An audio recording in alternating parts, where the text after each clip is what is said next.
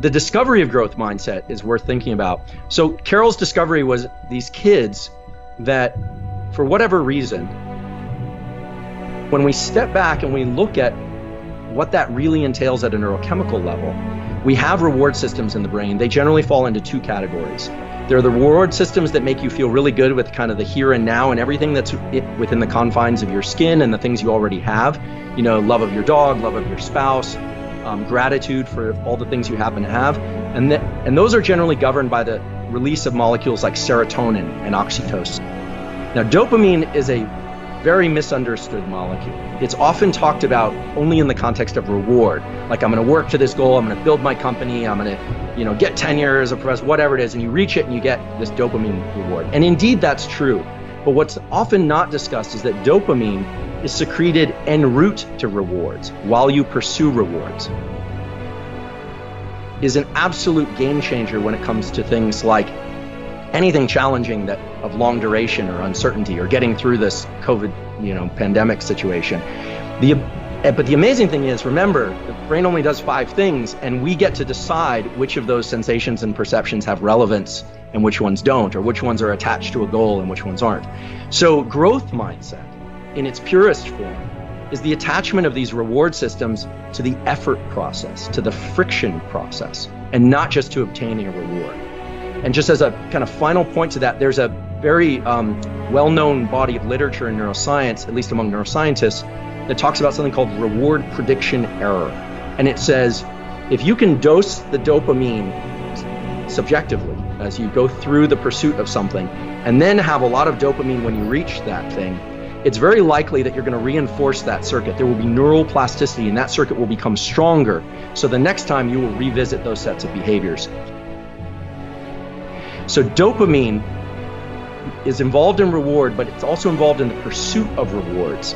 And so as you reach a milestone, or as you tell yourself, I'm on the right track, this friction I'm feeling, this late night, this early morning, this hard conversation with somebody that doesn't feel good, I'm going to tell myself this is for a larger purpose. That's that subjective insertion, that abstraction that we were talking about earlier.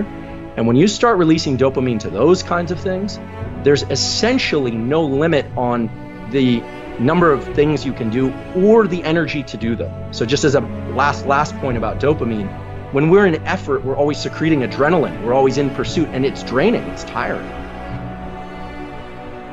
When you start thinking about things like growth mindset in terms of how they convert to neurochemical signatures, it leads us to this place of, okay, if it's all subjective, then, if I just say, look, I'm going to stand up out of my chair and that's going to feel amazing, is that going to work? Well, no. It depends on the meaning that I attach to something. And this subjective part can be a little tricky and a little bit hard for people. So I want to try and lay it out in a concrete way so that if they want to apply this, they can. The more you can reward the effort process, the better off you are at building these kinds of neural circuits and these kind of tendencies to be able to lean into anything challenging over essentially any duration. So how does this work? Like, how would somebody do this, right?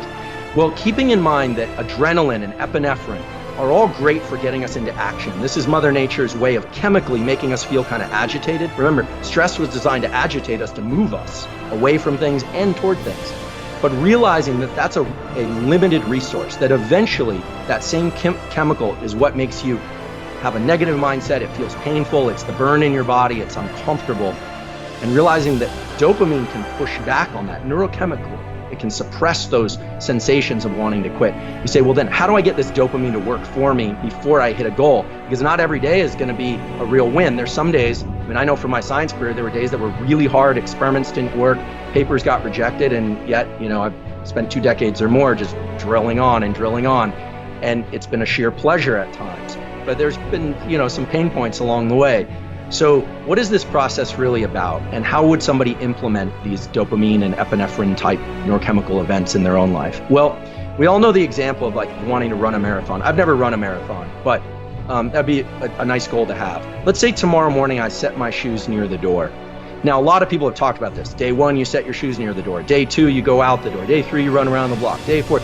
But the key thing is not just to go through the actions, but when you hit each one of those self-designated milestones, the milestones that you're setting out for yourself, you have to pause for a moment and tell yourself, I'm heading in the right direction. I haven't run the marathon yet, but this is the foundation upon which I'm going to lay another foundation, upon which I'm going to lay another foundation.